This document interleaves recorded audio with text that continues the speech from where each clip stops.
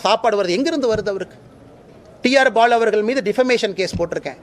TR Balu அவர்கள் கோர்ட்டுக்கு வரக்கூடிய கார் யார் பேரில் ரெஜிஸ்டர் ஆயிருக்குன்னா கிங்ஸ் கெமிக்கல் பேரில் ரெஜிஸ்டர் ஆயிருக்கு. அவரே கோர்ட்டில் போன கிராஸ் எக்ஸாமினேஷனில் சொல்கிறாரு, எனக்கும் சாராய ஆலைக்கும் தொடர்பே இல்லைன்னு.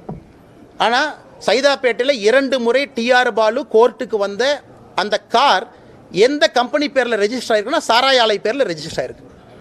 அதான் இந்த கிராஸ் எக்ஸாமினேஷனில் கேட்கலான்னு பார்த்தா எஸ்கேப் ஆகி ஓடிட்டார், வரல, அடுத்ததுக்கு அவர் வருவார். அதனால் என்னை பொறுத்தவரை அந்த மாதிரி நான் பண்ணுறேன்னா, அதனால் நண்பர்களுக்கு நான் சொல்லிக்கொள்வது என்னென்னா, உங்கள் வாழ்க்கையை நான் வாழ்கிறேன். என்னால் யாருக்காச்சும் உபத்திரம் இருக்கா நீங்கள் கை நீட்டி காட்டுங்க. அண்ணா உங்களால் ஒரு பறவைக்கு உபத்திரம், ஒரு மண்புழுவுக்கு உபத்திரம், மண்புழுவுக்கு கூட உபத்திரம் வரக்கூடாது என்பதற்காக இயற்கை விவசாயம் செய்யக்கூடிய மனிதன் நான். அப்போ என்னால் யாருக்கு உபத்திரம் வரும்? கை நீட்டி காட்டுங்க.